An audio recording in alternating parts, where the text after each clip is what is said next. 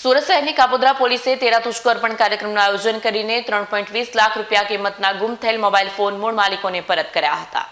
Kapodra police station વિસ્તારમાં ગુમ થયેલા અથવા ગેરવહીવટથી ગયેલા મોબાઈલ ફોન બાબતે અરજદારો દ્વારા દાખલ કરવામાં આવેલી ફરિયાદોના આધારે પોલીસ દ્વારા તપાસ દરમિયાન કુલ 15 મોબાઈલ ફોન શોધી કાઢવામાં આવ્યા। આ કિંમતી મુદ્દામાલ પોલીસ ઇન્સ્પેક્ટર MB ઓસોડાના હસ્તે સંબંધિત અરજદારો અને મૂળ માલિકોને તેરા તુજકો અર્પણ કાર્યક્રમમાં પરત કરવામાં આવ્યા।